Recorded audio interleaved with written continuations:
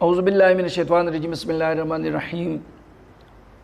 حضرات محترم، میں آج آپ کے سامنے ایک بات کی وضاحت کرنا چاہتا ہوں کہ حضرت محمد مصطفیٰ صلی اللہ علیہ وسلم نے امامت کا مصلی کس کو دیا۔ جب آپ دنیا سے رخصت ہونے لگے، آپ صلی اللہ علیہ وسلم جب دنیا سے رخصت ہونے لگے تو اس سے پہلے کی بات ہے کہ ابوبکر صدیق رضی اللہ عنہ کو اللہ کے رسول نے امامت کا حکم فرمایا کہ آپ نماز کی امامت فرمائیں۔ اس موقع پر حضرت عائشہ صدیقہ فرماتی ہیں کہ میرے دل میں آیا کہ میں ابو کو تھوڑا بہتر جانتی ہوں، میں حضور سے ایک بات عرض کروں۔ وہ عائشہ بیٹی ہیں، ابو بکر والد ہیں۔ حضور نے فرمایا ابو بکر کو کہو نماز پڑھو۔ حضرت عائشہ اور اس طرح باقی بیویاں جمع ہوئیں، عرض کی یا رسول اللہ کان رقیق القلب، یا رسول اللہ ابو بکر بہت نرم دل کا آدمی ہے، آپ کے مصلی کو خالی دیکھ کر اس سے برداشت وہ نہیں کر سکیں گے، وہ ابو بکر شاید نماز پڑھانے کی ہمت نہ کر سکیں۔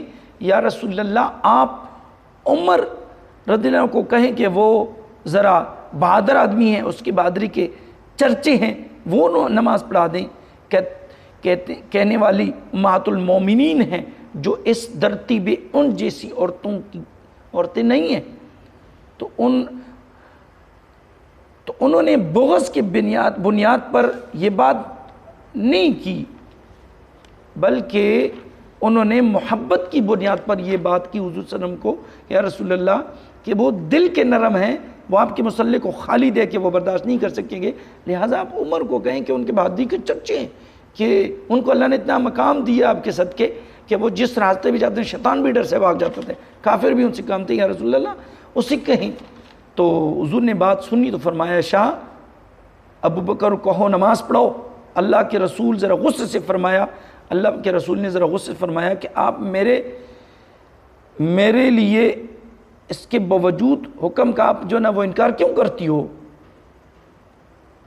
نہ اللہ راضی ہوگا نہ اللہ والا راضی ہوگا۔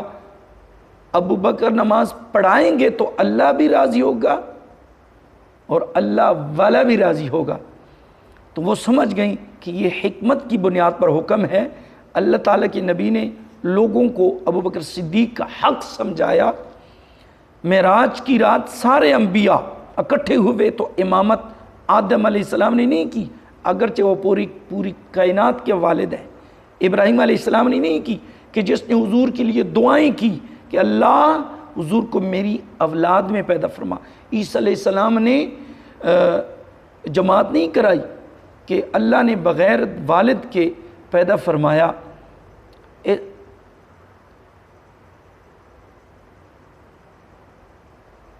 بلکہ اللہ نے امامت نبی پاک صلی اللہ علیہ وآلہ وسلم کے حوالے کی۔ کیوں؟ جسے اللہ مصلی امامت دے وہ سارے انبیاء کا امام ہوتا ہے۔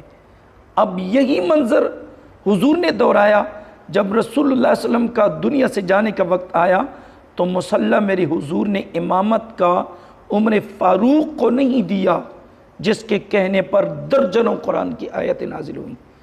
حضرت عثمان کو امامت مصلی نہیں دیا، جسے رب کے فرشتے حیا کرتے تھے۔ علی کو امامت کا مصلی نہیں دیا، جس کا گھر حضور نے جنت میں اپنے گھر کے پڑوس میں دیکھا۔ اور کون علی؟ کہ سیدۃ النساء اہل الجنہ کے خامن ہیں، حسنین کریمین کے والد ہیں، اس کو بھی نہیں دیا مصلی امامت، تو ابو بکر کو دیا۔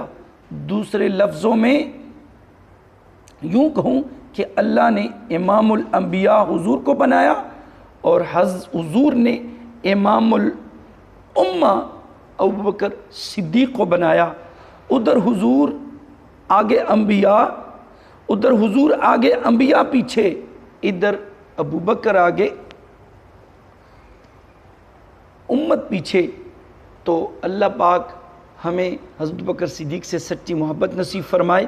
یاد رکھیں کہ جو لوگ یہ اعتراض کرتے ہیں کہ حضرت بکر صدیق نے حضرت فاطمہ الزہرا کا حق کھایا اور وہ بہت زیادتی کی ہے، اور حضرت بکر صدیق کو نعوذ باللہ من ذالک جو ہے نا وہ گالیاں بھی دیتے ہیں، ان کی شان میں گستاخیاں بھی کرتے ہیں۔ میں سب کو یہ کہنا چاہتا ہوں، یہ بات چیلنج دیتا ہوں کہ اگر یاد رکھیں کہ حضرت بکر صدیق اگر حضرت فاطمہ الزہرا سیدۃ النساء علیہ جنہ کے ساتھ کوئی زیادتی کی ہوتی تو یہ جب اس دنیا سے چلے گا حضرت بکر صدیق تو کبھی بھی اس کی چرپائی جب لے کے گئے تو روضہ رسول کے سامنے، تو روضہ رسول کا دروازہ خود کھلا، تالا خود کھلا۔ اگر کوئی انہوں نے زیادتی کی ہوتی تو تالا کبھی بھی نہ کھولتا، سمجھے؟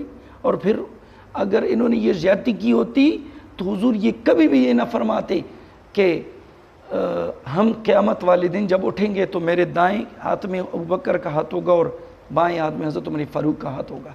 لیکن حضور کے خلیفہ اول ابوبکر صدیق نے کبھی بھی فاطمہ الزہرا کے ساتھ زیادتی نہیں کی۔ اسی وجہ سے تو جب چرپائی جب جنازہ گیا تالا خود کھلا، سمجھی؟ اور حضور نے فرمایا کہ قیامت والے دن میرے دائیں ہاتھ میں ابوبکر کا ہاتھ، بائیں ہاتھ میں عمر کا ہاتھ، ہم کھڑے ہوں گے، سمجھ آئی؟ تو حضرت ابوبکر صدیق سے بغض رکھنے والوں، عمر فاروق سے بغض رکھنے والوں، تمہیں ان کی شان قیامت کے دن پتہ چلے گی۔ اللہ سب کو ہدایت نصیب فرمائے اور سارے صحابہ سے سچی محبت نصیب فرمائے۔